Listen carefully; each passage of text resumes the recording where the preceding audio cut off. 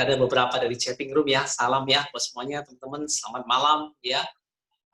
Yang saya muliakan Bante Sunanda, teman-teman yang saya hormati, teman-teman di Indonesia Timur kali ya, jadi luas ya.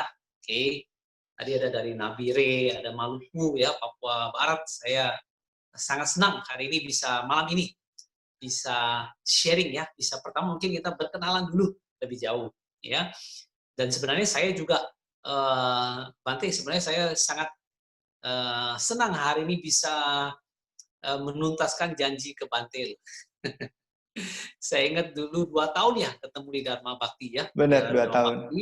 2 tahun. Bante bilang ada satu saat Tommy ke sana ya gitu. Oke, Benar. saya itu kan jarak kan masih terlalu jauh ya, bagaimana ya gitu ya.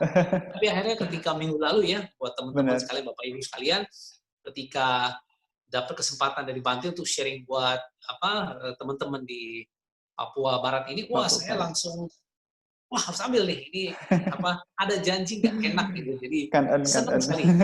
Ya benar, senang banget ya, satu. Yang kedua juga terhormat loh, yang mempromosikan malah Bante lagi, harusnya saya ada sebenarnya ya, saya juga nggak nyangka nih. Baik deh, jadi sekali lagi ya, terima kasih Bante Sunanda, ini senang sekali ya, sangat senang, bangga ya. Nah, buat teman-teman, saya sharing sedikit supaya hari ini nanti topik yang saya bawakan lebih bersifat motivasi. Ya, saya ceritakan sedikit tadi Bante udah sampaikan hampir lengkap ya. Saya tambahkan beberapa poin yang bisa nyambung dengan topik kita malam hari ini. Nah, teman-teman sekali lagi selamat malam buat semuanya ya.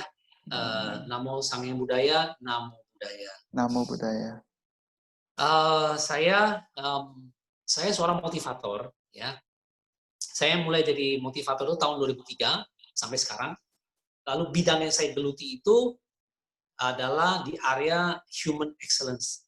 Tadi Bante sudah sampaikan tentang sertifikasi saya dari Amerika, jadi tentang NLP. NLP itu semacam metode untuk pemrograman untuk di otak kita. Jadi kalau pakai bahasa sederhana itu bahasa pemrograman saraf, yang pertama ya. Nah, sebenarnya NLP itu lebih kepada, kalau tadi kan arti harafiahnya. Nah, sekarang NLP itu kalau kita pakai implementasinya, NLP itu adalah sebuah metode untuk bagaimana kita berkomunikasi dengan alam bawah sadar kita untuk menghasilkan perilaku yang kita inginkan. Ya, saya ulang ya. Jadi NLP yang saya pelajari ini adalah hanya sebuah metode untuk berkomunikasi kepada alam bawah sadar kita untuk menghasilkan perilaku yang kita inginkan. Jadi kata lainnya kalau kita bicara tentang, saya analogikan dengan komputer, dia kayak mengcoding gitu loh. Kita tekan keyboard tuh dia keluar. Nah, ini tapi itu di otak ya. Kalau tadi keyboard kan di komputer. Nah, ini mirip. Jadi NLP itu sebuah metode. Nah, kemudian saya dari mulai 2003 sampai hari ini, saya senang meriset tuh bagaimana orang jadi hebat itu seperti apa. Ya. Jadi di kami itu menamakannya adalah human excellence. Artinya human artinya manusia, excellence adalah menjadi yang terbaik. Jadi sebagai seorang motivator, saya senang meriset bagaimana orang bisa jadi hebat.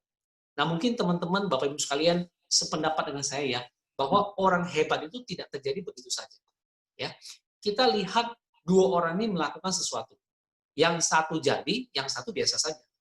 Sekilas, yang kita lihat itu yang dilakukan itu sama, sekilas ya. Tetapi, sebenarnya, kalau kita lihat lebih jauh, ternyata orang hebat ini melakukan sedikit, tapi sedikit ini memberikan perbedaan yang besar.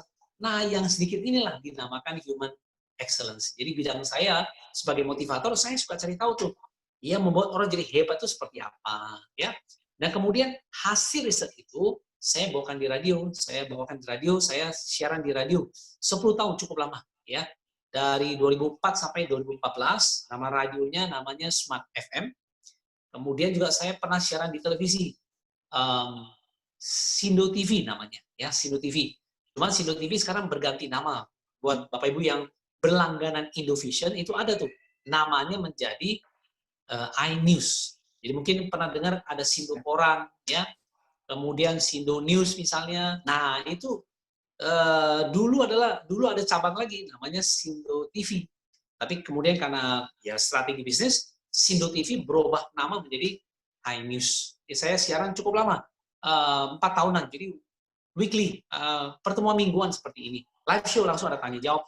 Kalau dulu kan nggak ada WA, nggak ada Zoom gitu, nggak ada ya. Dulu pakai masih jadul.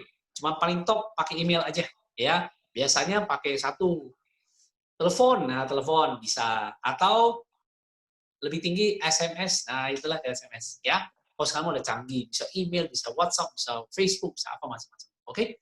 Nah, ini sekilas ya. Kemudian juga saya seorang business coach, saya pelatih bisnis. Lalu 5 6 saya sedang melatih orang jadi juara ya. Terakhir kalau tadi Bante sebut rumah tangga ya. Saya menikah satu anak ya, anaknya masih kecil 6 tahun, tadi mau ikut takutnya dia banyak ganggunya gitu loh ya, jadi nggak jadi deh, apa mau ikut, aduh kamu nggak bisa diatur nih, nanti lompat-lompat lagi gitu ya, berisik ya, takutnya mengganggu. Jadi kemudian lagi saya aktif di organisasi Buddhis ya, saya sebagai pandita, saya juga eh, ketua untuk Jakarta Timur, jadi kacap ya, kepala cabang aja, cabang Jakarta Timur. Satu lagi yang tadi Bante, ini saya pengurus wihara. Wihara kami itu di daerah Cibubur. Mungkin buat teman-teman yang Jakarta tahu ya, itu kalau ingat pramuka perkemahan, nah di situ wiharanya ya. Wihara itu ada, karena itu adalah fasilitas sosial pemerintah, jadi ada 5 agama berkumpul jadi satu. Mirip seperti kalau Bapak Ibu sekalian pernah tahu Taman Mini kan ada tuh, ada pura, ada gereja, ada masjid, ada chapel, mirip. Di Cibubur juga sama ya. Nah, saya kebetulan dipercaya sebagai ketua wihara di sana ya.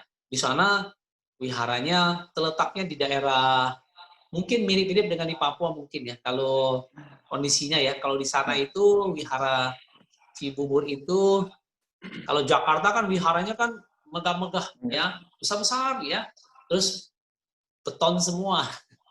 Tapi kalau di kami sana hijau semua, wah, hutan semua. Nah, jadi itu yang kalau kami, saya suka buat jokes ya ke teman-teman, pokoknya kalau ukuran besar wihara kami kalah. Tapi kalau besar lapangan hijau kami pasti menang. Satu DKI nggak ada yang bisa ngalahkan lah. Orang hutan itu gimana dikalahkan ya kan? Nah ini satu kelebihan di wihara Cibubur ya. Baik, tapi hari ini saya senang ya sudah bisa sharing buat teman-teman di Papua ya, Indonesia Timur tepatnya. Oke, saya hari ini topiknya adalah, kalau Bante tadi tanya, apa topiknya? Bante tanya ya, saya hari ini sebagai perkenalan, saya coba dekatkan dulu dengan profil saya sebagai motivator, lalu nanti saya kaitkan sedikit tentang Dharma. Ya, saya kalau ditanya, apa ya, apa yang paling, sesuatu yang paling buat saya senang ya, jadi pengurus wihara itulah sebenarnya. Ya, jadi waktu saya jadi pengurus wihara itu saya, wah ini saya bilang karma baik saya berbuah benar loh ini. Benar, saya senang itu. Senang karena bisa membantu, kapan lagi ya bisa jadi seperti ini ya. Meskipun di setelah kesibukan saya tetap jalankan. Karena menurut saya ini, kondisi begini kan tidak selalu ada gitu kesempatannya. Ini kedua kali saya melanjutkan kepemimpinan di sana ya. Satu saat juga akan selesai. Kan anicca kan nggak ada yang nggak ada yang kekal. Nah, ini saya manfaatkan ya, kita kembangkan. Nah, ini juga berkaitan. Kenapa saya sharing begini? Ini juga ada topik yang saya mau bawakan. Ini mirip sebenarnya ya. Saya cerita itu dulu. Ya. Nah sekarang teman-teman, Bapak Ibu sekalian ya, yang saya hormati. Jadi kalau tanya bagaimana, karena saya sebagai motivator, bagaimana supaya bisa tetap semangat di era pandemi ini? Ya, saya tidak tahu Indonesia Timur seperti apa efeknya seperti apa. Saya nggak terlalu tahu. Mohon maaf dulu ya.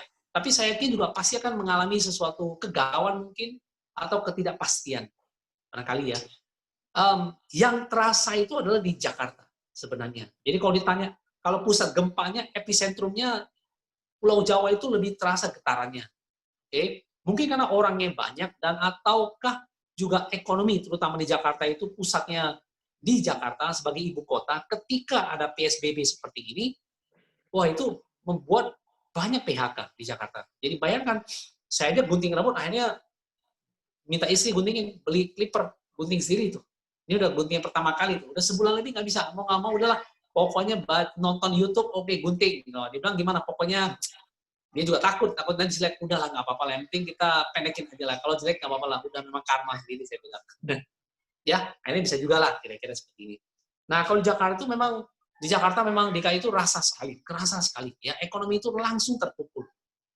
Apalagi ibu kota Jakarta, ya otomatis Indonesia ibu kota di Jakarta, ya otomatis ekonomi itu langsung kena. Nah, ini yang kami rasakan kalau di Jakarta ya. Mungkin kota-kota lain karena PSBB-nya tidak terlalu ketat, bisnis masih sudah rolling ya.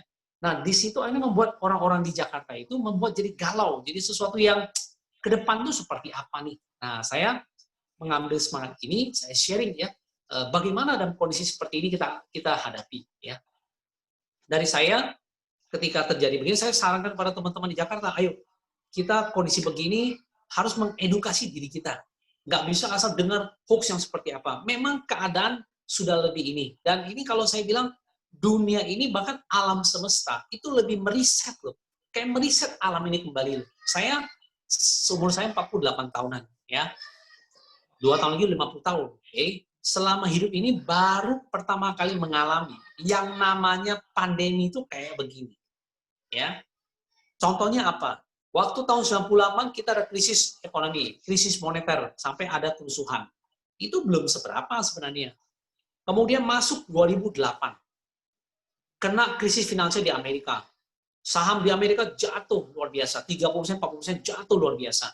Ekonomi dunia guncang, oke? Kena di dua benua Eropa, benua Amerika. Asia kenanya daerah, ya kenalah Asia, kena dikit lah, kena di China, Jepang kena ya. Tapi nggak sampai di kita loh. Okay? Bahkan ada SARS pun ketika terjadi SARS pun kenanya hanya di daerah China saja, Jepang, Korea, Vietnam, segala Singapura. Tapi nggak sampai ke Indonesia tuh. Ya.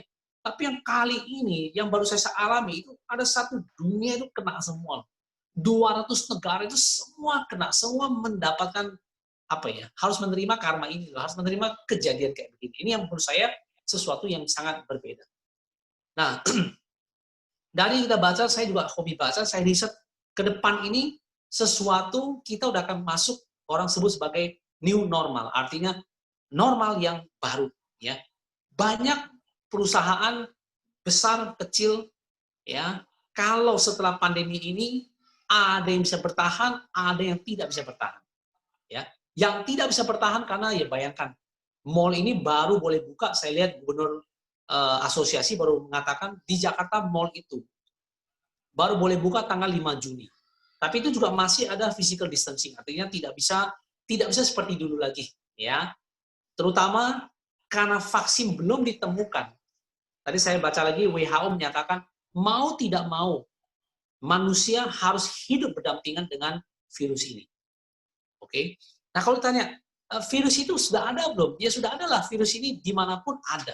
Sekarang pun di sebaran kita ada virusnya. Cuma beda kenapa kita tidak sakit? Karena daya tahan tubuh kita kuat. Ya, makanya kita nggak sakit. Kalau ditanya, saya kena virus ini, sebenarnya kena penyakit. Saya tanya dokter, dia bilang nggak pernah kena penyakit, memang sudah ada di situ. Tapi kenapa kita tidak sakit? Ya karena tubuh kita kuat kondisinya. Nah, itu contoh yang terjadi. Ya. Jadi, ke depan setelah pandemi ini, ada bisnis perusahaan yang mampu bertahan, ada yang tidak mampu bertahan. Yang tidak mampu bertahan adalah yang mana? Ya, itu juga termasuk pekerjaan, profesi juga akan kena semua. Nah, yang mampu bertahan adalah yang mampu bisa beradaptasi, yang mampu beradaptasi. Nah, ini saya ingat satu quotes dari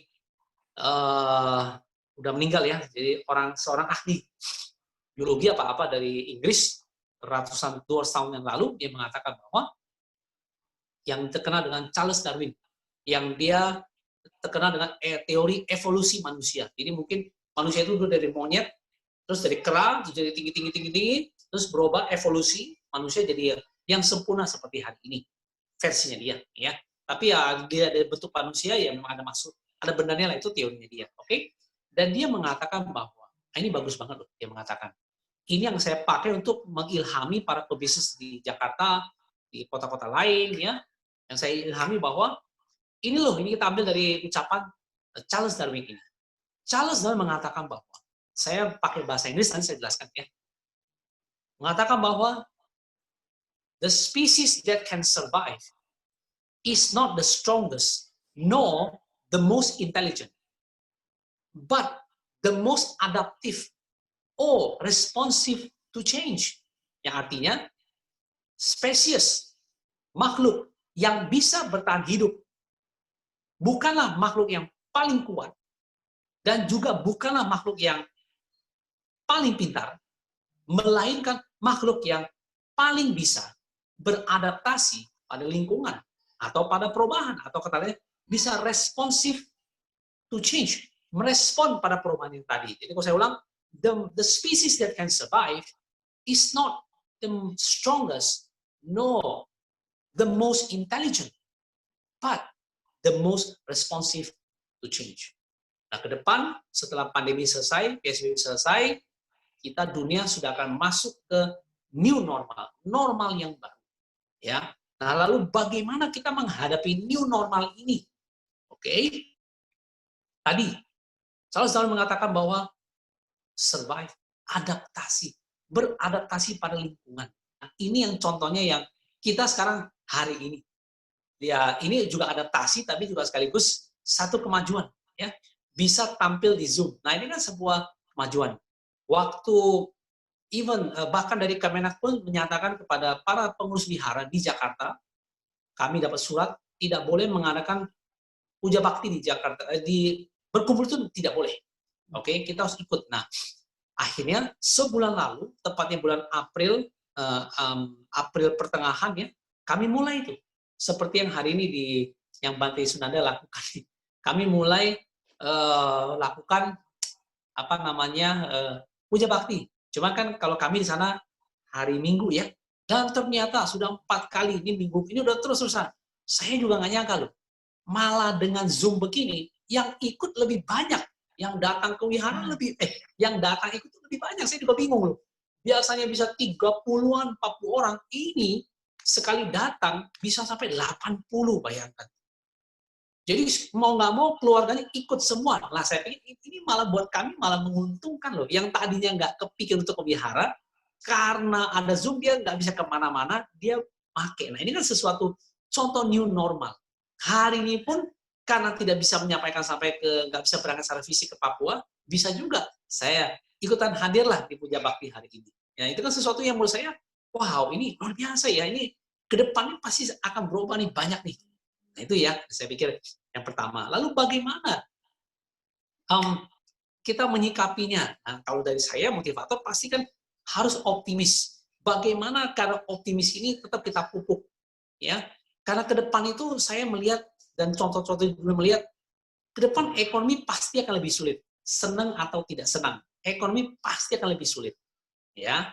Tapi bagaimanapun, kalau teman-teman Bapak Ibu ingat kan ada ucapan dari siapa yang di Buddha juga ada, ini pun akan berlalu, this too shall pass. Nah, keadaan susah pun akan berlalu, keadaan senang pun juga akan berlalu, this too shall pass. Kan anicca, sesuatu yang terkondisi tidaklah kekal, ya kan?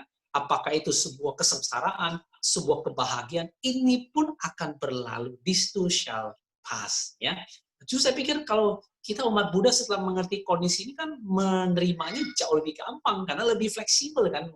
Kita udah tahu bahwa konsep kehidupan itu kan adanya anicca, sesuatu itu kan tidak kekal. Nggak mungkin kalau teman-teman yang mungkin beragama lain ya, saya biasa ngomong, kita diciptakan, manusia diciptakan tidak untuk hidup selamanya.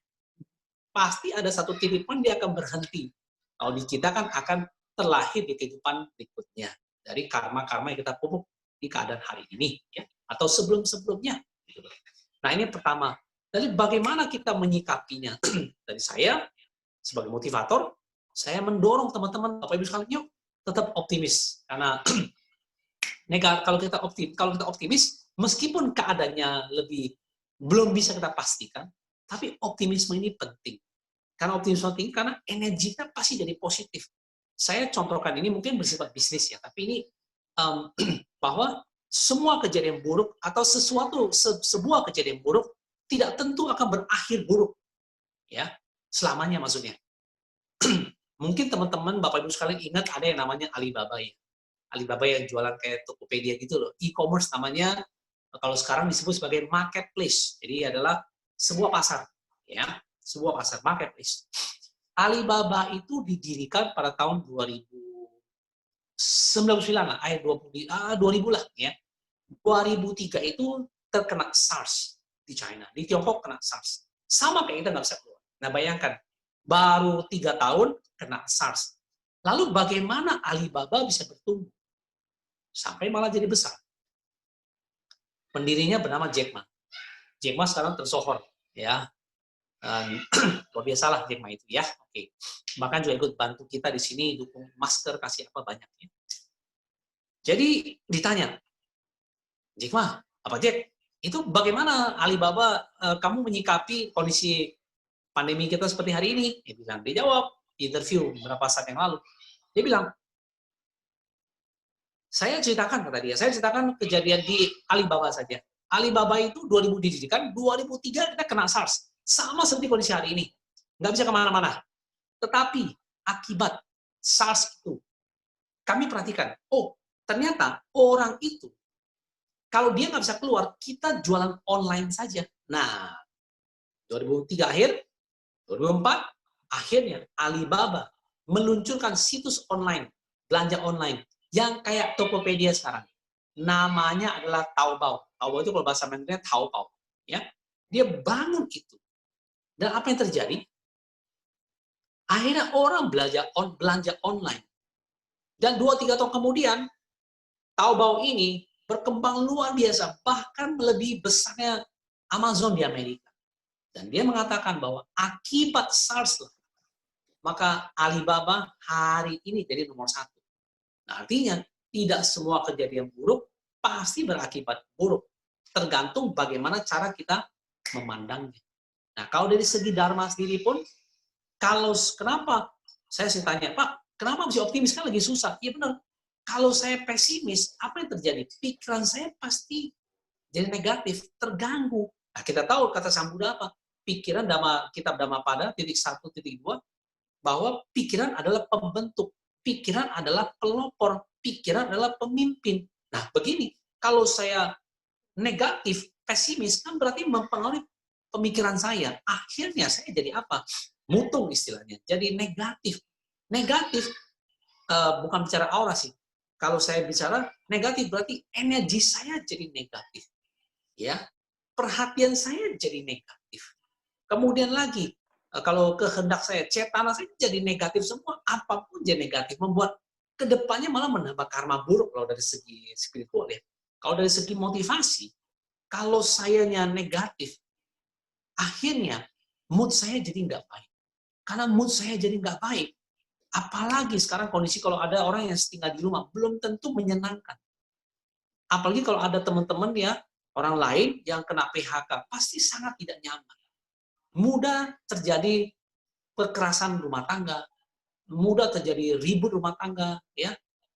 Bahkan kemarin saya terima di news di Amerika, juga termasuk gugus tugas kita loh yang COVID-19. Sampai di SMS-nya satu-satu. Bagi keluarga yang kena apa? Kekerasan rumah tangga, melapor pada polisi loh. Nah, mereka udah membayangkan, ini kalau PHK, kena di rumah, kena, nggak ada solusinya, pasti akan terjadi apa? Kekerasan rumah tangga. Yang laki mungkin mukul istrinya, mukul anaknya, ini perlu ada pelindungan. Di Amerika langsung di list down. Nomor ini khusus untuk orang yang kena korban seperti ini. Jadi udah dibayangkan, nah ini kalau seseorang masih berpikir pesimis, kan menambah ruwetnya masalah gitu kan ya. Nah, padahal saat-saat begini kita butuh berpikir yang positif, berpikir yang optimis. Ya, saya kasih contoh di Jack Ma juga sama. Oke, beruntung ya. Ini masih ada beruntungannya. Kita kalau ditanya kapan kondisi akan berbalik lebih baik, ya sama-sama kita mendoakan berharap supaya keadaannya lebih baik ya. Tapi kita masih lebih baik. Saya kalau Bapak Ibu baca di Amerika Serikat sekarang, itu yang kena terpapar, istilah mereka itu terinfeksi. Kayak kita yang kena infeksi ini, jumlahnya mencapai 1,6 juta orang. 1,8 juta. Mengerikan loh Amerika ini. Ya. Yang meninggal udah hampir mencapai 90.000 orang. Oke? Yang mendaftarkan kena PHK di Amerika hari ini 38 juta orang. Padahal penduduk Amerika hanya 330 juta. Indonesia sebaliknya. 270 juta. Pemerintah menganggarkan 6 juta orang kena PHK. Kan jauh dibanding kita. Ya, bukan kita mendoakan dia kacau balau, enggak juga. Tapi ini sebuah keadaan, sebuah leadership ini berpengaruh. Seorang presiden ini berpengaruh, kepemimpinan ini berpengaruh. Ya, Amerika, kalau kita harus bicara jujur, nomor satu di dunia kan ya. Teknologi nomor satu, kesehatan nomor satu, penjagaan nomor satu. Kok malah kita yang, ya kita juga kena 20 ribuan, tapi dibanding dia kita masih jauh lebih ini. Bahkan di sana yang melamar 38 juta orang hari ini meregister ke pemerintah bahwa dia sekarang di PHK. Nah bayangkan, negara Amerika yang begitu hebatnya, PHK-nya 10% lebih. Terus yang sakit 1,8 juta orang. Yang meninggal 90 ribu orang. Nanti minggu ini akan tembus 100 ribu orang. Kita hanya sekitar 2 ribuan aja. Berapalah 1.000 lebih atau berapa. Nah ini kan sesuatu contoh bahwa sebenarnya kita masih lebih baik dalam hal penanganan ini. Kenapa sih bicara demikian? Karena saat ini kita perlu energi yang positif. Ya, ini contoh-contoh supaya nggak gampang terkena hoax itu, nggak gampang ya. Ini satu kondisi yang harus kita terima bahwa ini memang satu. Dan satu lagi, bagaimana ekonomi akan lanjut lebih baik? Contohnya sebenarnya sederhana. Kalau Amerika pasti akan sulit karena PHK-nya 10%. Ya, belum lagi yang sakitnya banyak, yang meninggal banyak. Itu mirip seperti kalau satu keluarga, sama satu keluarga ada yang kena PHK, ada yang sakit, ada yang meninggal. Bagaimana keluarga ini akan melaju dengan cepat lagi? Nggak bisa, dia urusan internalnya udah setengah mati. Nah, sebaliknya di Indonesia, ya kita sama berharap supaya segera selesai dan kita bisa lanjut pada kehidupan yang baru, tapi pun new normal juga. Yaitu yang pertama. Yang kedua adalah bagaimana dalam sikap ini harus kita proaktif, jangan reaktif. Ya, apa beda proaktif dengan reaktif? Kalau reaktif itu kan ada sesuatu, dia langsung reaksi. Ya, Bapak Ibu ingat ya, nuklir itu kan berbahaya. Jadi bagaimana? Yang berarti itu kan ada reaktor nuklir kan ya. Nah, reaktor nuklir itu datang dari kata reaktif. Kenapa disebut reaktor? Karena nuklir itu dia tidak stabil, dia mudah meledak, dia mudah eksplosif. Jadi ada reaktornya, maka mereka sebut reaktor nuklir sebenarnya. Beda dengan nggak ada kan proaktor nuklir kan nggak ada gitu. Jadi yang ada kan reaktor nuklir yang tadi. Nah, reaktor nuklir ini tidak stabil. Jadi kalau saya tanya, bagaimana kita tetap optimis menghadapi kondisi saat ini? Ya tadi, sayanya harus bersifat proaktif, ya, bukan reaktif. Kalau reaktif berarti kan keadaannya buruk, waduh ini gimana nih? Banyak PHK, banyak ini, waduh langsung reaksi saya pada keadaan. Tapi proaktif beda. Proaktif ada sesuatu, dia berpikir gimana solusinya, bagaimana saya mengatasinya. Nah itu kan proaktif. Nah saya pikir kalau di kita yang sebagai umat Buddha kan memang sudah terbiasa melatih hal begini, ya. Kena sesuatu kita tahu, udah kita belajar dharma, tahu hukum karma, kan jadi tahu oh ya begini karena begini. Jadi reaksinya berbeda gitu. Dan kita kan satu agama yang tidak menyalahkan orang lain apapun kondisinya, ya. Kita lihat kan dari diri kita sendiri. Jadi kalau saya tanya lagi, bagaimana tetap semangat pandemi ini jadi proaktif? Kenapa? Karena saat ini penting sekali. Pikiran ini masih dijaga. Kalau ini pikiran sedikit saja meleng, saat ini sangat mudah untuk kita jadi reaktif. Ya, memang saya bicara panjang lebar begini, tapi ada orang yang dapatkan kesulitan. Iya, benar gitu. Ya, nah kalau ketika mendapat kesulitan, mau nggak mau dia harus berpikir sesuatu yang membuat dia bisa menyemangati lagi. Kalau berpikir negatif, ujungnya pasti negatif. Apalagi, nah kalau kita bicara tentang sekarang, saya masuk ke kedokteran. Nah, kenapa kalau tadi kan di spiritual, kemudian sekularnya tentang fisikanya, sekarang masuk ke dokterannya, ya. Bapak Ibu tahu bahwa kalau orang stres itu ada hormon apa yang keluar? Nah, bisa nebak? Kalau stres itu hormon apa yang keluar? Ada yang bisa nebak nggak di chat biar lebih fun? Kalau benar luar biasa. Kalau salah jawabannya ya biasa aja gitu, nggak apa-apa. Hormon apa yang keluar kalau lagi stres? Ayo. Ada yang tebak nggak nih? Kalau nggak ada, saya jawab ya. Ada mau coba nih? Hah? Sorry? Atau ditulis saja mungkin. Ibu mungkin tulis saja, jadi lebih gampang. Pengen tahu nih, saya lihat chatnya ya, kalau ada ya. Biar Ya, lebih silakan. Oh, waduh, hormon steroid. Wih, luar biasa. Oke. Selain steroid, nah, hormon apa lagi? Kortisol, luar biasa. Ini Piping Wiana. Tepuk tangan ya. Kortisol. Betul ya. Oke. Kortisol itu adalah hormon stres. Nah, hormon stres ini adalah dipakai oleh badan kita untuk dua tujuan.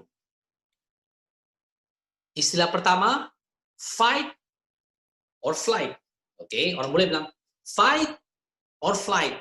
Kalau fight berarti saya mukul, berantem. Kalau flight berarti saya kabur. Nah, hormon ini ada buat kita untuk ketika kita ketakutan. Ya, kalau Anda lihat orang ketakutan, kita aja semua di sini. Kalau ada sesuatu ketakutan, pasti yang bergerak duluan tangan dan kaki. Dan itu memang sudah bagian fisiologi manusia. Hormon ini bekerja di daerah perut. Di daerah perut. Jadi ini akan mengencang daerah perut kita untuk siap-siap diri untuk kabur. Nah, kabur itu ada dua. Saya kalau rasa lawan saya kecil, saya pukul dia, saya bisa lawan, saya fight dia, saya bertarung dengan dia. Tapi kalau saya rasa dia lebih besar, udah gua kabur aja deh. Nah, itu flight namanya. Jadi kalau orang stres kan pasti kan kejang begini kan. Nah, ini memang betul. Hormon ini membuat kita kejang seperti itu supaya lari atau bertahan. Nah, itu aja. Jadi fight or flight itu yang pertama. Itu belum seberapa. Oke, yang problemnya adalah satu.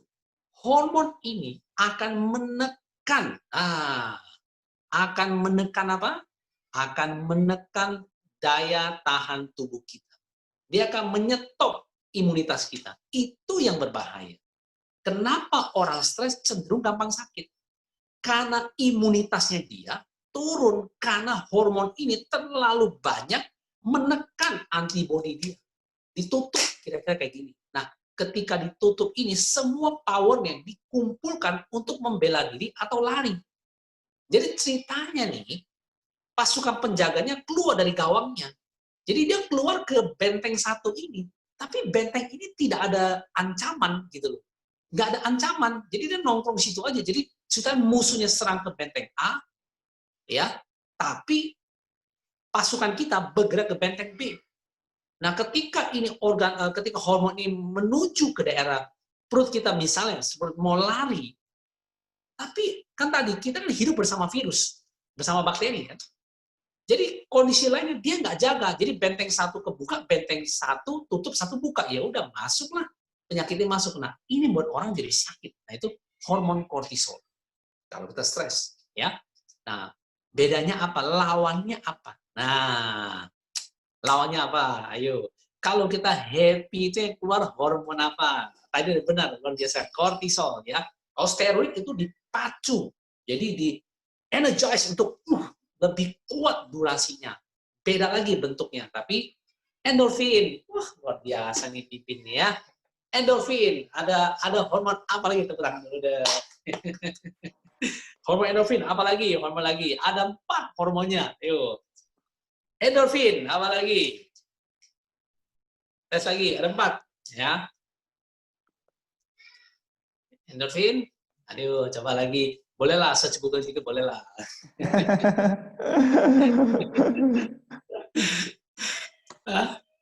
Oke.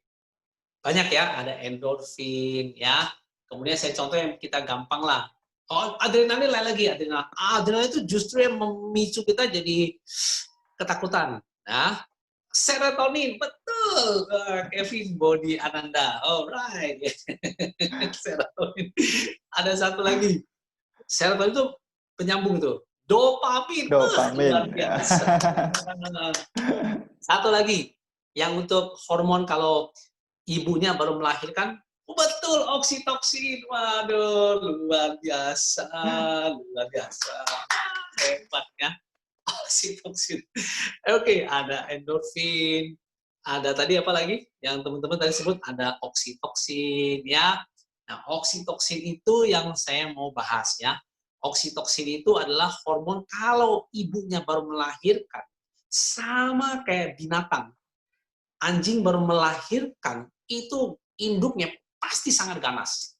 Kita dekat saja, pasti dia gigit. Mau kucing, pokoknya menyusui mamalia. Pasti reaksinya. Manusia kan mamalia, menyusui juga kan.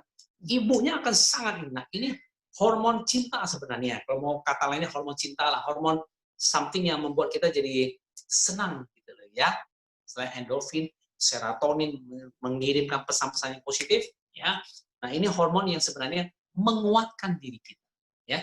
Dengan adanya kondisi seperti ini ya di rumah, oke, kita apa namanya? Kita melakukan sesuatu yang kalau mungkin orang kau di rumah udah nggak bisa, apa di luar nggak boleh, mungkin saat ini kita lihat ke dalam, ya. Kita banyak lihatnya keluar, tapi karena PSBB ini, COVID-19 ini membuat kita untuk melihatnya jangan keluar lagi deh, udah banyak lihat ke dalam kita, ya. Look inside, jangan lagi cari di luar kebahagiaan, cari di dalam dari hormon-hormon yang saya sampaikan, ya, oksitoksin, kemudian endorfin, ya, macam-macam, ada 4 yang sangat luar biasa, serotonin, ya, semua ini adalah hormon yang membuat kita jauh lebih bahagia. Apalagi di saat-saat begini, kan biasanya kalau ada yang memang dekat dengan keluarga, biasanya kerja dia nggak bisa kan. Kali ini dia punya waktu untuk keluarganya dia, kan juga memacu satu kebahagiaan sebagai umat rumah tangga, ya. Salah satu kebahagiaan, oke? Meskipun bukan itu yang satu-satunya, tapi at least dalam kehidupan ini bahagia dia, oke? Dan kemudian kan bahagia kan tidak harus pada keadaan, oh nanti kalau saya nanti ke depan baru saya bahagia. Bahagia kan kapan saja bisa. Dengan saya hari ini berceramah saja saya senang, sebenarnya udah surga loh. Nah, apalagi di agama Buddha, surga kita kan banyak, ada 31 alam kan ya. Jadi kalau ditanya mau pilih ke surga, banyak kita mau pilih yang mana tuh ya. Jadi kalau tanya surga mana, surga di bumi juga ada kalau mau. Dengan saya hari ini ketemu teman-teman rekan-rekan senang saja, ini udah happiness, udah surga loh gitu kan. Surga neraka itu kan hanya sebuah persepsi aja mengandaikan ya, artinya sebuah ketidaknyamanan, penderitaan berlangsung berlama kita namakan neraka. Sesuatu lawannya ini adalah surga, kondisi kebahagiaan. Nah ini yang maksud saya saat ini tidak lagi lah untuk PSBB kita mulai tidak lihat keluar lagi tapi lihat ke dalam diri kita. Baik sekali ya kalau memang kita punya waktu bermeditasi itu kan sangat baik ya. This time we look inside, tidak lagi look outside. Dunia pun alam semesta punya cara meriset bumi ini. Saya kemarin kalau PSBB di Jakarta kan lumayan ketat ya. Tapi ada juga yang nakal juga ada sih gitu ya. Saya kemarin belanja untuk kebutuhan sehari-hari ya.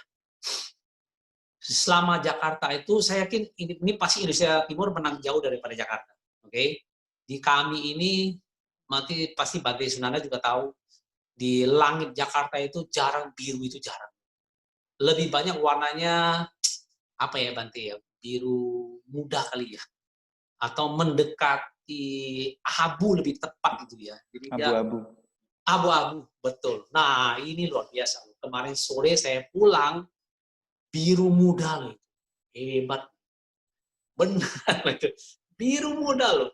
Nggak pernah itu, sampai saya kalau karena keluar kota misalnya ngisi ceramah atau ngisi seminar ya, ke kota-kota misalnya Indonesia Timur, ke Bali, ke Makassar, itu masih lihat apa tuh namanya, warna-warna langit yang cerah loh. Tapi kalau di Jakarta nggak pernah saya bener. Baru kemarin malam, sore saya pulang, biru ya dia ya, gitu. Biru loh itu. Nah ini satu contoh loh, alam pun punya cara meriset dirinya dia loh. Ini satu. Yang kedua, di Italia ada satu tempat turis yang Venice itu Venesia, yang mereka jalan-jalan jalan itu sungai, jadi mereka kayu pakai sampan boat gitu lewat ya. Karena Italia di lockdown 2 bulan, jadi nggak ada turisnya loh. Apa yang terjadi? Itu airnya yang tadinya hitam, jernih loh itu. Dan ikan itu keluar loh berenang, bayangkan. Berarti ikan juga ada kesempatan baik kali, bahagia loh dia kali. Biasa kan bisa jadi kena sampan lah, kena mesin penggerak motor dari boat lah, bisa mati dia, nggak berani dia. Nah, ini contoh. Di India kan termasuk salah satu kota yang terpopuler, polusi tinggi sekali, cerah. Di Beijing cerah loh, hebat itu. Nah ini kan satu contoh. Jadi alam saja punya cara untuk meriset diri dia.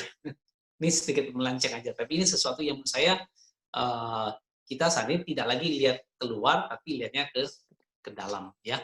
Kita pakailah waktu kita yang ini, kita pakai ini look inside jauh lebih baik lah. Kebahagiaan kan, kalau mau ditanya kebahagiaan apa surga saat ini, kalau kita berdana itu kan kita senang saja kan sudah surga loh itu. Benar, bahagia itu, ya. Nah, ini sesuatu yang saya bisa sampaikan ya. Saya nggak tahu dikasih waktu berapa lama ya. Kalau takut motivator kalau ngomong mah lupa turun punya gitu ya. Tapi saya tambahkan sedikit ya. Berarti kalau masih ada mohon izin sebentar lagi ya. Jadi Akan. jadi kalau tanya satu, optimis ya. Kita jaga pikiran kita. Oke. Kedua, kitanya nggak reaktif. Reaktif. Kita proaktif karena ke depan ekonomi pasti akan lebih sulit ya. Tapi saya ingat kata Pak Jokowi, kadang-kala tidak membantu pun, secara fisik membantu, kita mendukung saja, sudah berikan energi yang baik. Nah, sudah ada energi yang baik. Nah, kalau kita di sini, kita kendalikan pikiran kita saja, sudah sesuatu yang baik sekali. Ya. Dan juga saat-saat kondisi ini kan sebenarnya, saya pernah tanya orang, saya belajar Abhidhamma, katakan ini. Yang saya ketemu Panti Sunanda kan pas lagi belajar kelas Abhidhamma, ya. Bagaimana saya juga belajar satu hal di sana, bagaimana sebuah mempercepat karma bisa enggak? Oh, saya terus diajarin bahwa karma itu bisa terjadi kalau kondisinya tepat. Nah, jadi kalau seseorang mau karmanya berbuah lebih cepat, berarti kan kondisinya harus ada. Kalau nggak ada kondisinya kan nggak bisa berbuat. Ya, nah di sini saya pikir saat ini kan ada kondisinya untuk kita lihat ke dalam, ya. Dan lihat ke dalam kondisi udah baik nih, tinggal bagaimana kita mengambilnya supaya karma-karma tadi bisa lebih cepat berbuah. Ya, ini mungkin hari saya nggak bahas panjang lebar, ya, cuman saya ingat bahwa oh iya ya, kalau sesuatu karma mau berbuah dengan baik, maka kondisinya harus tepat. Sama kayak saya misalnya, seseorang misalnya, kalau dia semangat, kalau dia jaga kesehatan, tidurnya kita bilang teratur, kemudian makannya teratur, ya, olahraga, pastilah badannya sehat. Ya, kenapa bisa sehat? Karena kondisinya kan mendukung. Sama.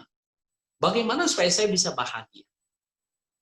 Yang pasti pertama saya ciptakan adalah kondisi untuk jadi bahagia itu seperti apa. Nah, kalau kondisinya bisa saya ciptakan, pastilah saya jadi bahagia. Ya, saya baru tahu ada beberapa orang yang kemarin bahkan senang banget, mereka itu ceramah Dharma itu senang. Ada satu pengusaha di Jakarta, saya bilang kalau orang udah lihat ke insight-nya, lihat ke dalam, kemudian dia ingin berbagi, ya. Dia bilang, ya loh Pak, saya habis sharing Dharma, udah dari sana loh, cuman sharing Dharma saja, berbagi kebahagiaan tentang Dharma ini yang dia dapatkan. Itu rasanya nikmat sekali loh. Nah, kan luar biasa tuh, ya. Itu hal yang kecil kata dia. Bahkan dia dapat hadiah ini loh. Dia dapat hadiah mobil Honda Brio katanya. Dia bilang, waduh, sebenarnya Pak, dapat Honda Brio itu nggak ada artinya, cuman senang sesaat. Tapi malah saya habis sharing Dharma, itu melebihi kenikmatan yang tadi. Nah, saya bilang, wah berarti udah luar biasa ini. Nah, inilah satu contoh ya, bahwa bagaimana sebuah karma bisa dalam kondisi hari ini, look inside ya. Kemudian yang penting, kita selalu positive thinking ya, karena pikiran mesti dijaga. Kalau ke depan betapapun susahnya, keadaan pasti akan berlalu ya. Dan nanti kita akan masuk ke normal yang baru, okay? Seperti Charles Darwin mengatakan bahwa makhluk yang bisa bertumbuh hidup adalah yang mampu beradaptasi pada keadaan. Dinosaurus bukannya kuat, bukannya sterek badannya, kuat, tapi nggak mampu kan, karena tidak mampu beradaptasi. Ya, jadi kira-kira kayak gitu ya, Bapak Ibu sekalian ya. Saya sharing, mungkin ada yang mau tanya silakan. Enggak, ini kembalikan ke MC ya. Terima kasih. Namo Sangya Budaya, Namo Budaya. Namo Buddhaya. Kangen Romo Pak Tommy. Ya. Ya, sahabat terkasih dan sangga terkasih. Bagi sahabat yang ingin bertanya atau sharing kepada Pak Tommy Syawira, silakan bisa chat atau langsung ngomong. Jika sinyal kira-kira kurang bagus, boleh chat saja. Jadi nanti biar Pak Tommy langsung bisa menanggapi dan dari sharing pengalaman beliau. Karena itu waktu dan tempat berarti berikan ke sahabat terkasih untuk bertanya atau sharing. Silakan.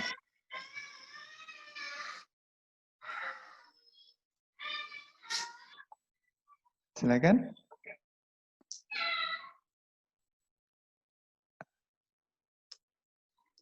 Sambil ini ya, sambil nunggu ya. Sambil nunggu Pak. Saya senang hari ini, benar senang. Senangnya karena ini sebenarnya buat saya sendiri pun di Wihara Cibubur ya. Sekarang kami kembangkan tuh. Karena kan apa namanya ya? Kayak apa istilahnya ya? Kalau di Jakarta kami hadapi adalah mungkin yang berusia seperti saya, dia mengenal Dharma, nggak ada masalah sih. Yang justru yang sekarang jadi pertimbangan adalah yang anak muda itu, ya. Anak muda sekarang itu yang boleh dikata, apalagi Jack Ma pernah ngomong, manusia nggak bisa, kalau mau adu pintar dengan robot, nggak akan menang deh, dia bilang.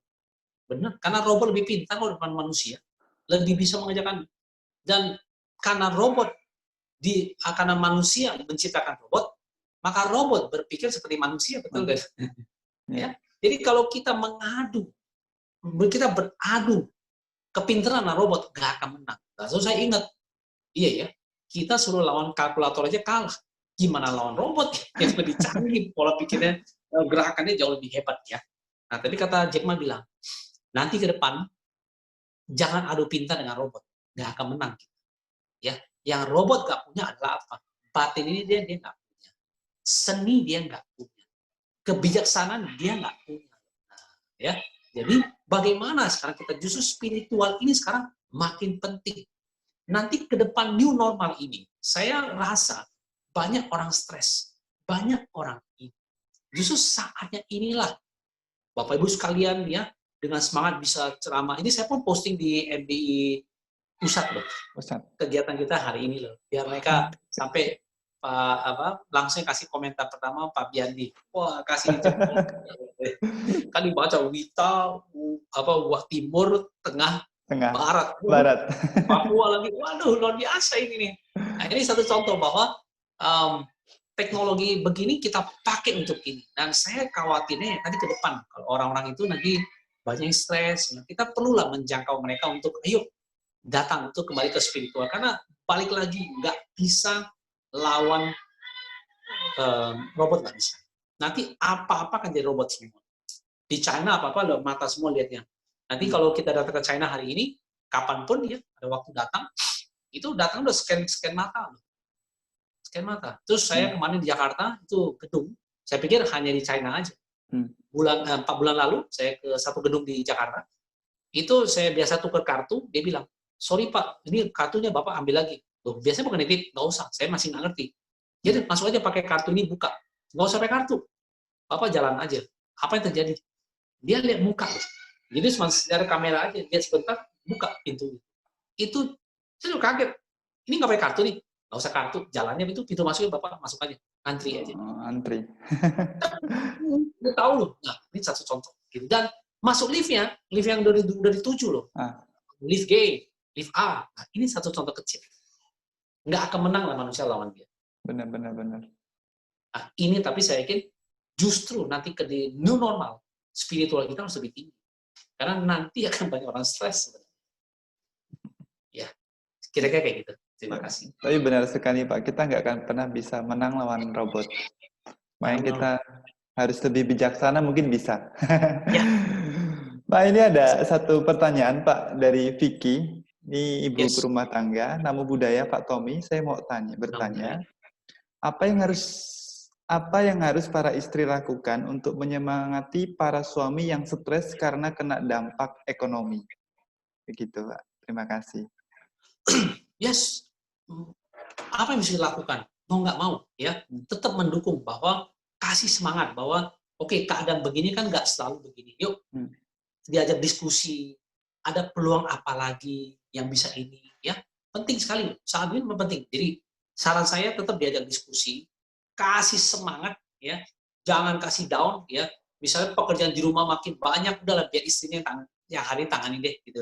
Ceritanya nih suaminya lagi cedera nih kalau bermain, sepak bola lagi cedera nih, kasih dia lewat. Bagaimana? Karena itu kan bebannya tinggi, apalagi sebagai seorang laki-laki kepala rumah tangga itu bebannya sangat-sangat luar biasa. Sangat luar biasa. Bukan masalah uang saja, itu masalah harga diri, masalah tanggung jawab itu sangat besar. Jadi saran saya, ya saya juga ikut prihatin ya. Dan ini pun kalau ada waktu, saya kan bikin Instagram Live tuh ya. Bisa follow Instagram saya, Tommy.Siawira. Saya ada kata-kata motivasi tuh, 1 menitan, buat orang semangat ya. Ini mungkin sedikit banyak bisa menambah semangat ya. Tapi balik lagi, dukungan tadi yang paling besar pasti dari pihak keluarga. Bukan dari motivator, bukan dari saya, bukan siapapun, tapi dari keluarga ini. Ya, didukung kegiatan, meskipun nggak ada, ayo, papa misalnya, ayo, apalagi yang bisa kita lakukan? Yuk, mungkin keadaan gini nggak selamanya kok. Dan satu lagi ya, Bapak Ibu sekalian ya, kita beruntung karena kita tidak mengalami lockdown. Ekonomi masih jalan. Itu yang saya bilang positif thinking, positif keadaannya. Ini baik kejadian ini adalah kebetulan atau tidak dikasih semangat buat Bapak Ibu ya. Saya terus terang saya ngikutin perjalanan Wuhan ini, saya ngikutin. Sampai kenapa disebut COVID-19. Saya udah tahu bahwa udah terjadi ya COVID ini, corona ini sekitar bulan Desember saya suka baca news di China, di dunia saya suka baca, saya ngikutin. Memang udah sebutin hari itu. Tetapi mereka masih nggak tahu. Ini mirip-mirip kayak MERS, kayak SARS mirip. Karena ini menyerang di flu ke pernapasan. Mirip-mirip. Oke? Tuduhan pertama adalah, ini disebabkan oleh apa? Kelelawar. Nah, orang China itu apa juga dimakan. Bahkan saking anekdot, ada sebuah peribahasa di sana. Pokoknya kalau binatang yang punya yang tulang punggungnya menghadap ke langit, pasti dimakan sama orang Tiongkok. Mau itu binatang apapun, selama tulang punggungnya menghadap ke langit, dimakan sama dia. Oke? Lawarnya dimakan juga. Dia terbang menghadap, potong juga sama dia, dimakan. Itu mereka nggak tahu. Yang mereka tahu adalah satu hal. Pertengahan Januari, profesor yang jago menangani SARS pernapasan datang ke China, datang ke Wuhan. Di situ mereka kaget. Waduh, dia bilang, ini penyebarannya, transmisinya bukan dari binatang ke manusia, tapi adalah manusia ke manusia. Itulah human transmission. Itu berbahaya sekali. Kalau kelelawar, kita buang saja, kita jauhkan dia, selesai. Kayak dulu di Jakarta, kita kena antraks di Indonesia. Penyebabnya adalah unggas. Unggasnya dibunuh atau diapain, pokoknya dijauhkan, selesai. Nah, kalau itu manusia penyebarannya, dari manusia, gimana membunuh manusia itu? Kan tidak mungkin, kan? Akhirnya lah, tanggal 23 Januari, Wuhan di lockdown. 25 Januari, apa yang terjadi? Kalau buat Tionghoa, Imlek kan? Nah, Imlek 25 dibatalkan seluruh China. Itu kalau terjadi Imlek, habis hari ini China. Berkumpul kan kena semua. Nah, ini maksud saya. Ada satu kelebihan di negara kita, tapi ini kalau saya bilang orang bilang mitos, saya bilang enggak juga loh. Virus ini, kenapa di Asia Tenggara sedikit kena? Karena satu hal, kita panas di sini. Karena virus ini menyerang pada pernapasan. Kenapa kenanya di China hari itu, di Amerika, Eropa kena? Karena lagi musim dingin. Di Tiongkok bulan Januari itu kan turun es. Di Beijing itu turun es. Di Wuhan itu nggak jauh dari sana. Dingin kondisinya. Kayak kita kondisi dingin. Nah, kenapa menyerangnya kena di situ? Karena ini menyerang pernapasan. Kalau kita datang ke tempat yang dingin, pasti cenderung hidung kita berlendir. Betul nggak? Kayak mau flu. Dingin kan? Mampet hidungnya. Jadi ini basah dalam tenggorokan kita, hidung ini basah ke dalam paru-paru kita.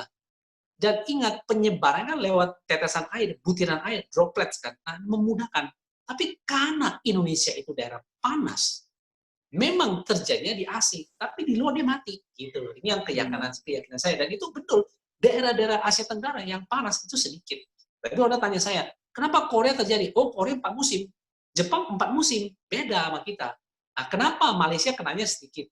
Kenapa ini sedikit? Thailand sedikit. Vietnam sedikit. Karena di negara yang bukan, kayak kita lah daerah tropis lah. Gitu. Ya, ini satu contoh lah. Buat Anda satu keyakinan. Oke, kalau tanya, kenapa Iran kena? Jangan salah. Iran pagi panas, malamnya dingin. Lain negara gurun. Different. Kalau kita, matahari 95% tiap hari terbit.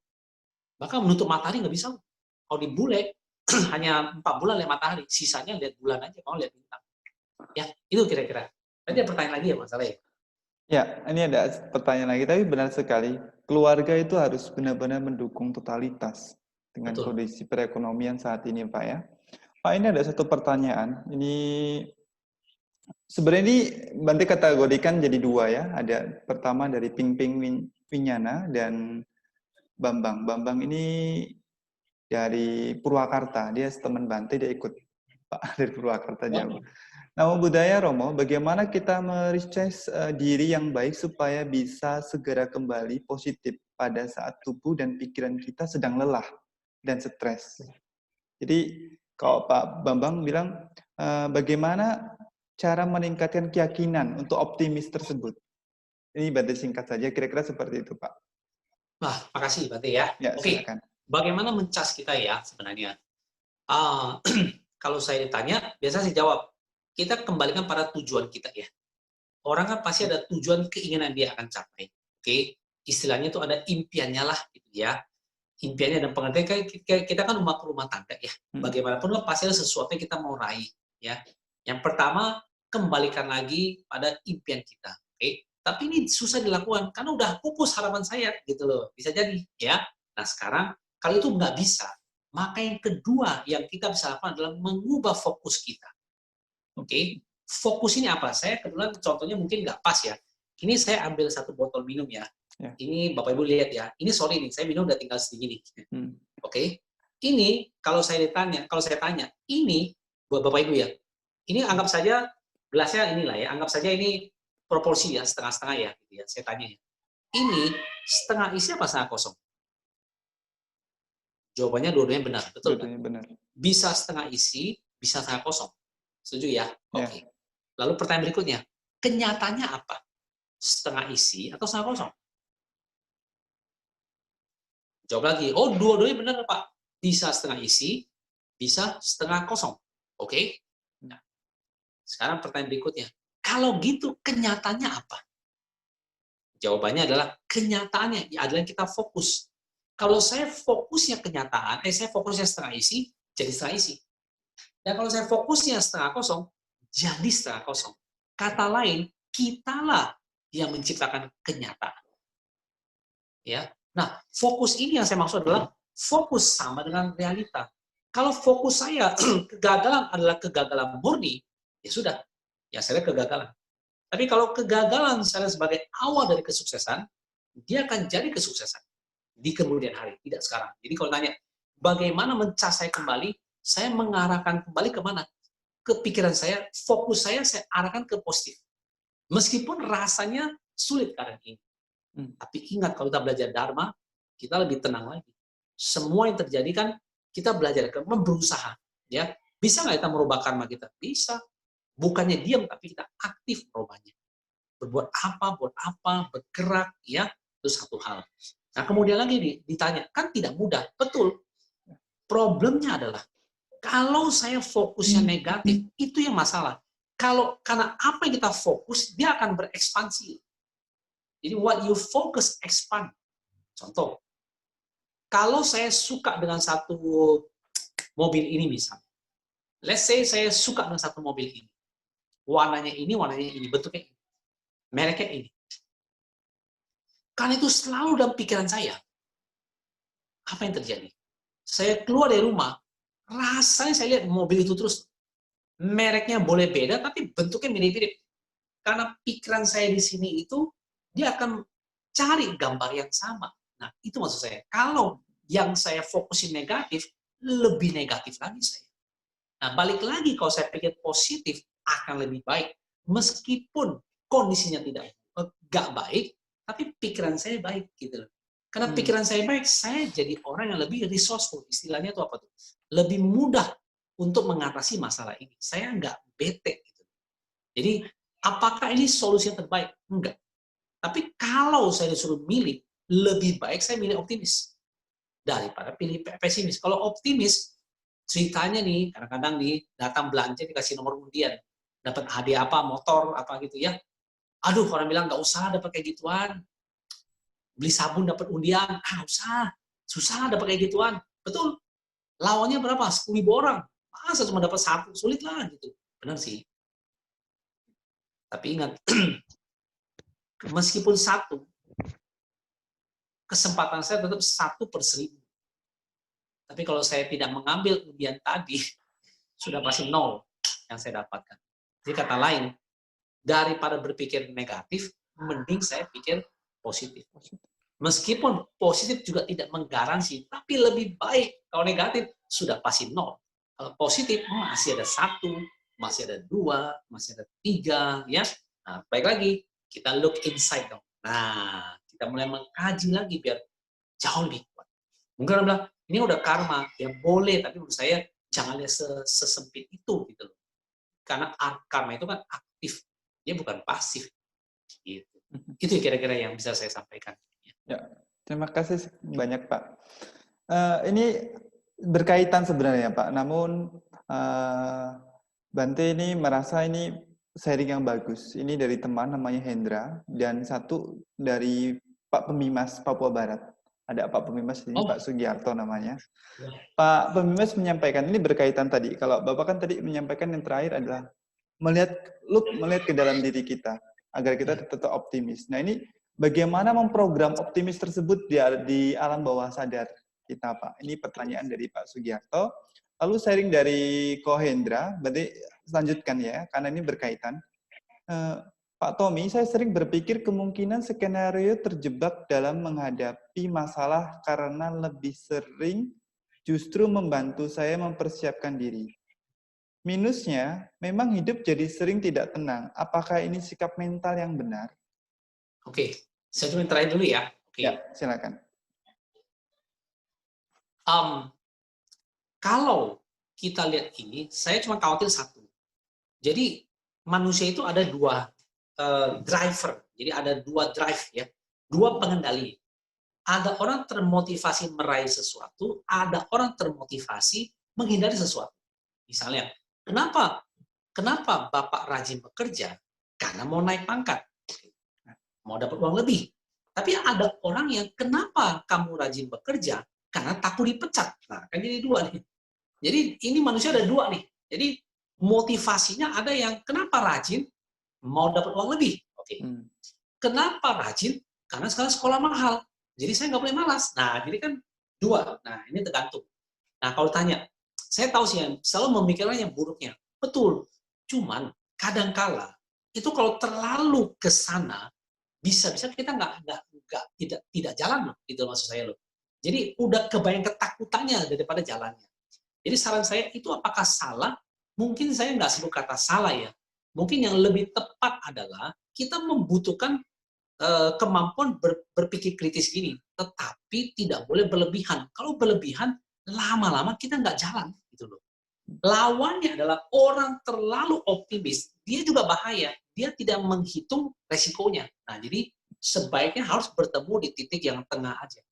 Jadi kalau dibayangkan terlalu negatif, terlalu mempersiapkan, khawatirnya saya nggak jalan. Dan problem lagi satu, secara psikologi, ya, secara pikiran manusia.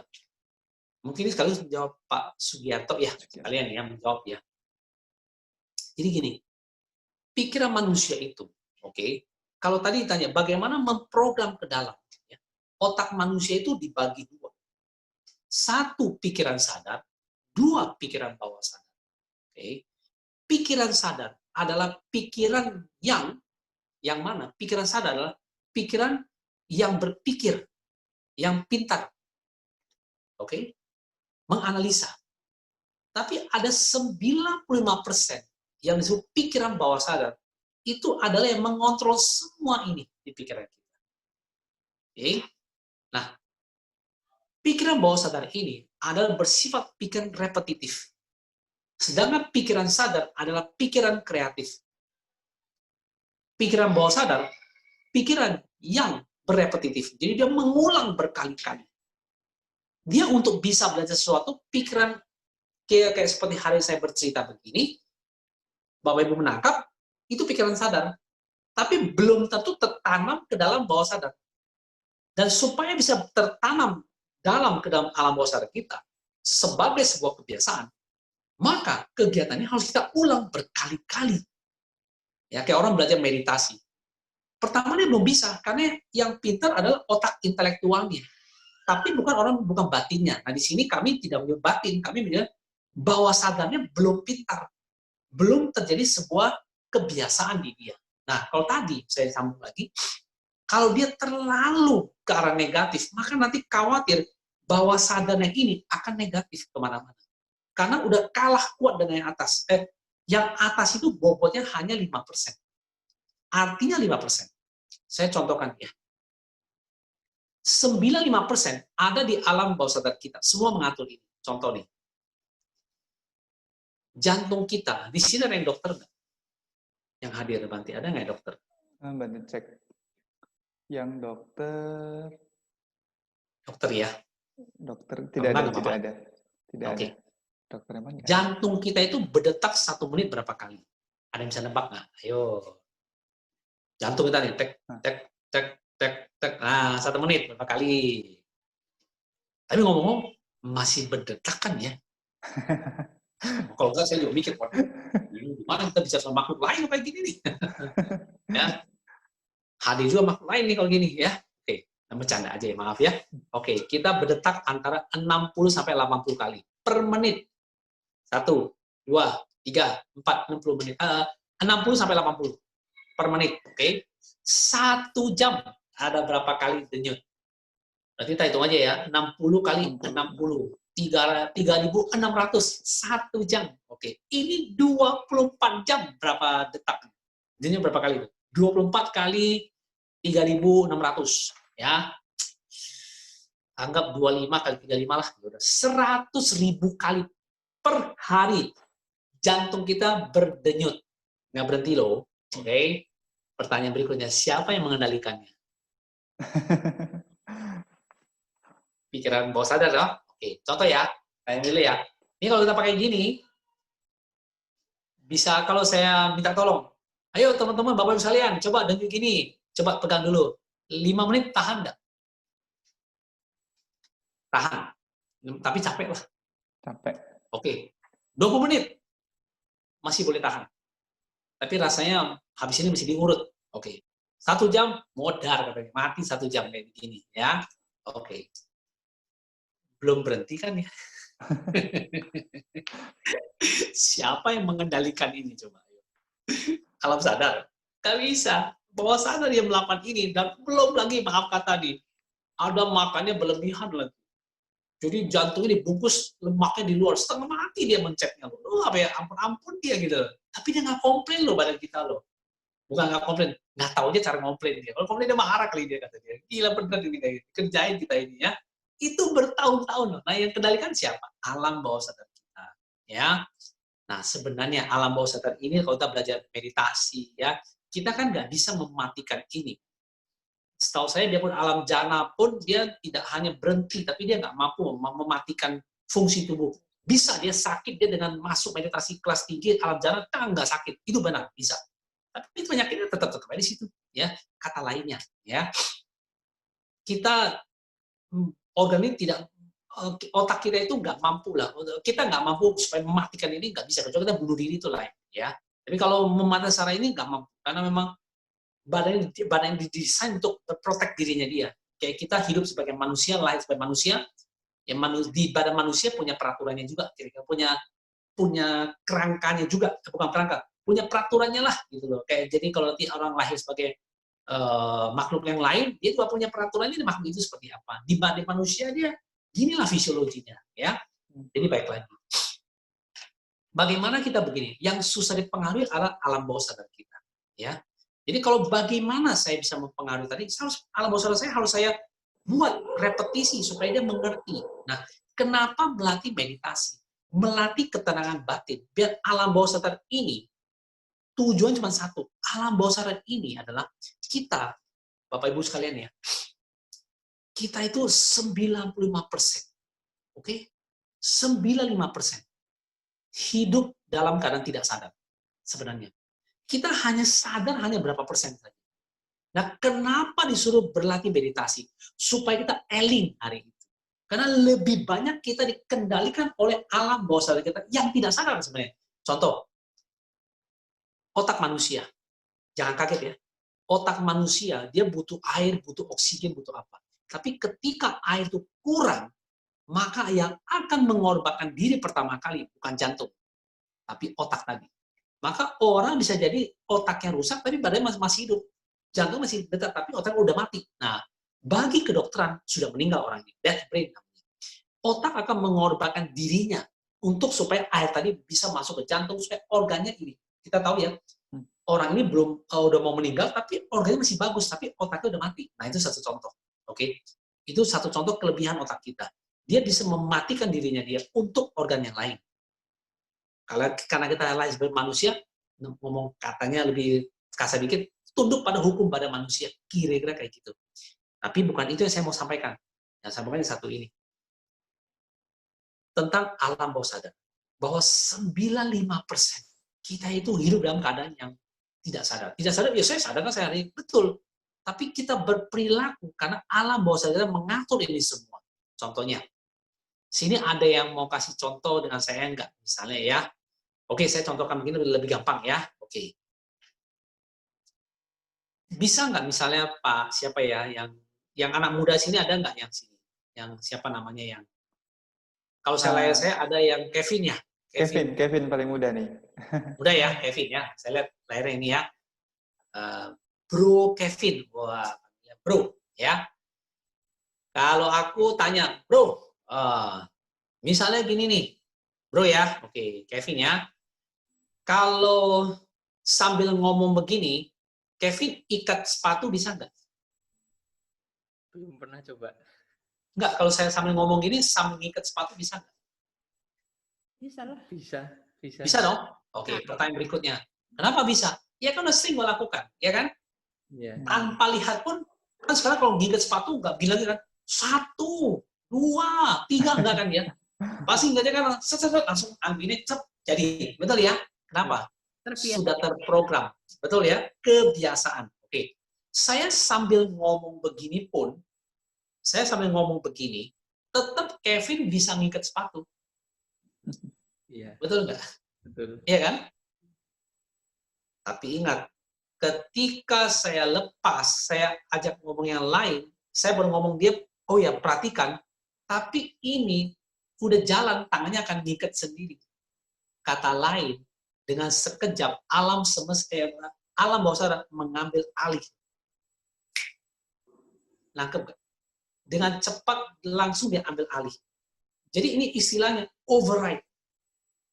Jadi kita sebagai pemilik manusia ini tidak hadir otak ini. Semua dikendalikan oleh alam bawah sadar kita.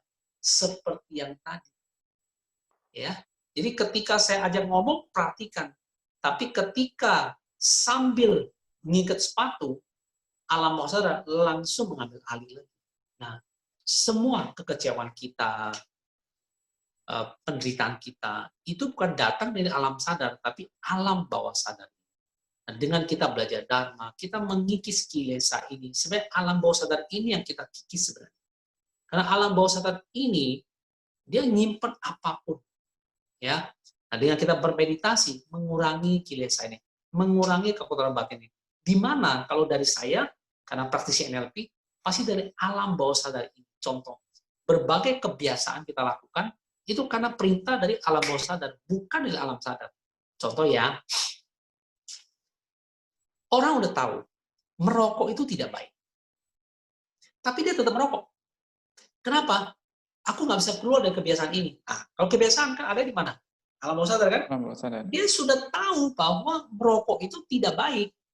Tapi dia masih argumentasi. Benar loh, tuh lihat tuh, ada teman saya, kakeknya 90 tahun merokok, baru meninggal loh. Ada teman saya lagi, bapaknya 60 tahun, nggak merokok, mati tuh. Nah, jadi tambah lagi dia. Lebih nggak yakin lagi dia.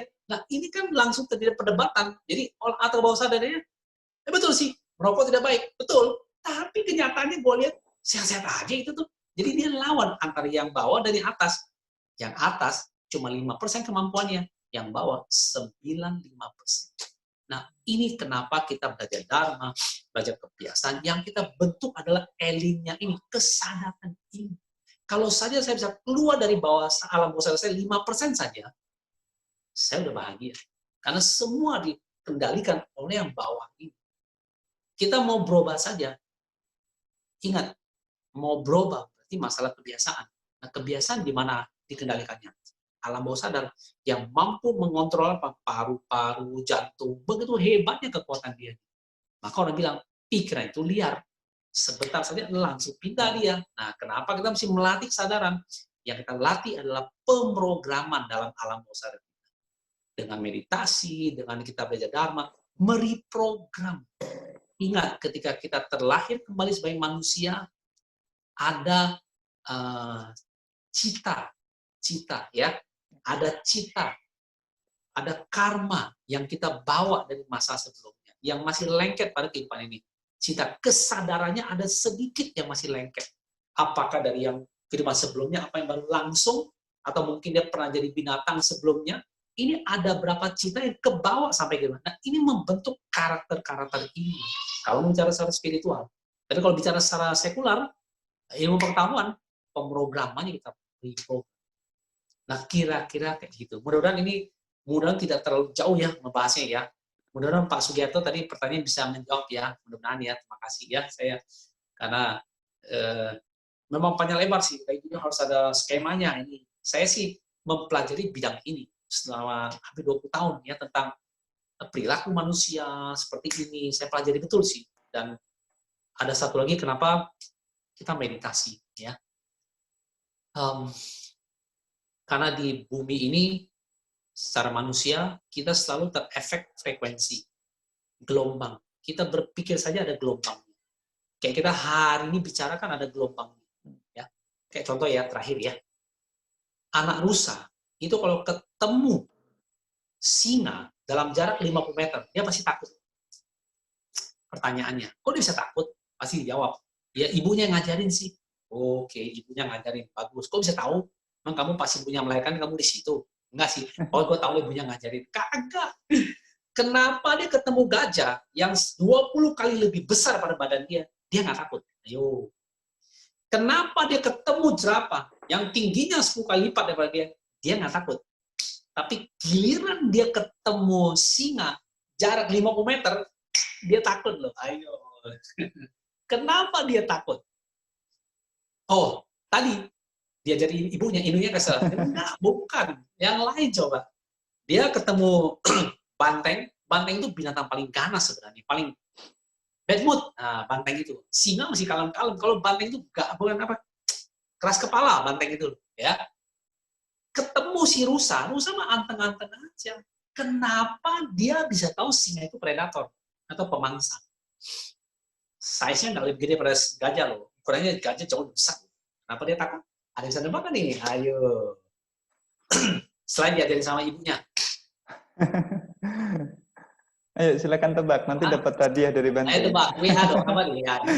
Kenapa dia takut? Ayo pertanyaannya. Nah, insting, bagus, Kevin, luar biasa. Anak muda pasti insting jawabannya. Mendekati, mendekati. Boleh. Kalau nggak ada kita bungkus juga lah jawabannya lah. Ya. Ayo, kenapa? Ayo, mantap, insting. Nah, saya jawab aja ya, biar cepet ya, kan udah mau malam ya, sana ya. Very good. Wow, gelombang energi. Honi. Dari Manokwari. Dari Manokwari, Honi. Gelombang energi Anda luar biasa. Jawabannya adalah vibrasi. Vibrasi itu apa? Gelombang. Betul, insting. Kenapa dia bisa merasa nggak enak? Karena dia rasakan gelombang dari singa ini, vibrasinya mau mengintimidasi dia, melukai dia. Dia rasa gelombang ini. Dia kabur loh. Kenapa dia nggak gajah? Dia nggak kabur. Karena gajah tidak memancarkan gelombang yang tadi. Sama kalau kita belajar Buddha. Sama kita belajar Dharma. Kalau pikiran kita positif, kita tidak memancarkan gelombang yang nggak bagus. Ya, kita pancarkan gelombang yang bagus. Dalam hukum tarik-menarik yang sama akan tarik yang sama. Kalau kita pikiran selalu positif, jarang pikiran negatif akan masuk. Kenapa? Tidak nyambung. tidak menarik frekuensi yang sama.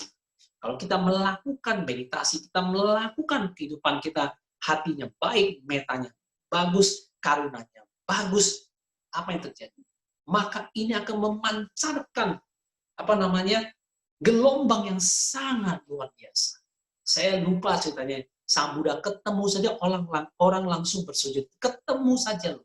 Pas mulai membabarkan dharma, nggak usah ngomong, cuma ketemu saja semua bumi itu langsung tunduk loh. Betapa besar gelombang kalau kami memiliki gelombang yang begitu dahsyatnya. Sama adalah orang satu kalau dia ceramah, dia berdiri saja dia ngomong, itu seakan-akan satu arena, diam semua dengan dia. Kenapa? Punya karisma. Betul, sebenarnya itu adalah gelombang, it's an energy, it's a frequency. Ya, ada orang yang suci ngomong sedikit saja, orang berubah. Kayak Sang Buddha, berujar sedikit saja, langsung berubah orang. Kenapa? Karena saking besarnya energi karuna tadi, metode saking besarnya. Yang kecil keambil. Nah, ini yang kita maksud adalah kalau dengan kita datang ke wihara, kita dukung dengan hati yang bersih, dengan pikiran yang bersih, maka frekuensi ini, vibrasi ini akan jalan. Jadi nggak perlu dia ngomong. Dia cuma sedikit saja senyum, langsung jalan. Karena manusia berkomunikasi dengan bahasa. Betul. Tapi sebenarnya manusia lebih berkomunikasi dengan vibrasi. Ya, Anda lihat penutup ya. Kalau orang mau dirampok, ada 5 orang. Yang rampok misalnya 2 orang mau dirampok. Yang dia akan merampok pasti yang paling takut, yang dia hajar duluan. Betul. Dia pasti cari yang paling lemah. Yang mana lemah itu? Yang adalah frekuensi paling takut. Itu yang paling mudah ditaklukkan dia. Sama, karena yang sama akan menarik yang sama. Jadi kalau kita sekarang belajar tentang Dharma, ya, pikiran positif, maka kita akan menarik sesuatu yang positif. Justru keadaan saat ini kita sangat butuh untuk berpikir yang positif. Biar vibrasinya positif. Kalau yang bagus, pemancar sini pikirannya bagus, akan menarik sesuatu yang bagus. Ya. Baiklah, kira-kira kayak gitu ya jawabannya. Mudah-mudahan bisa tepat jawabannya.